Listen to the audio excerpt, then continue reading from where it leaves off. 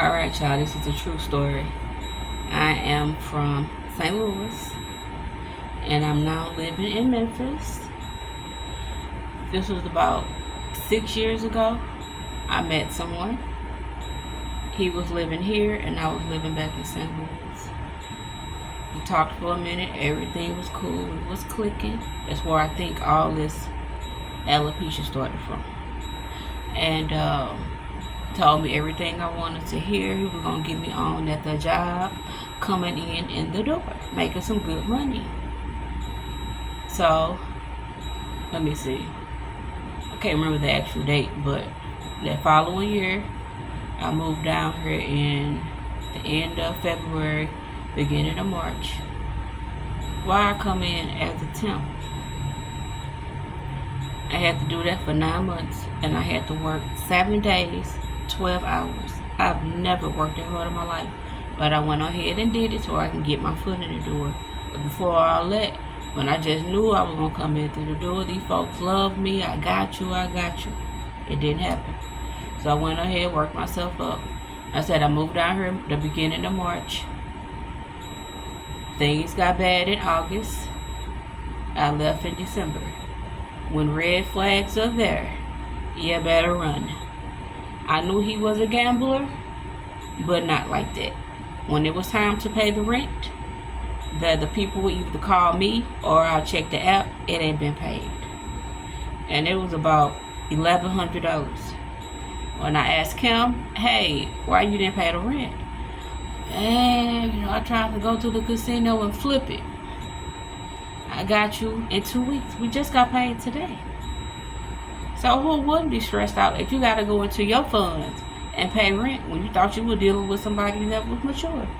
But I put half the blame on me because the red flags was there. But all this is a learning experience.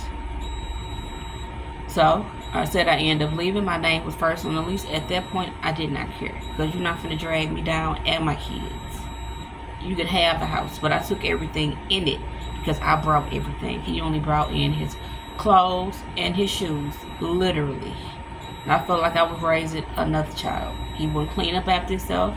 I like my bed made up before I leave, if I have time. It's about some kind of structure in the household, and he didn't have it. The red flag was there for one because he never had his own place. He always lived with somebody. But I figured, hey, I'm from another state. Maybe this man is willing to change for me, for himself. I couldn't do all the sagging, all you into name brand stuff, and you ain't even cut for all that. You won't even have the money for all that. But it's my fault because I didn't ask the important questions. He sent me paycheck stuff. I didn't ask him, was he good at saving money?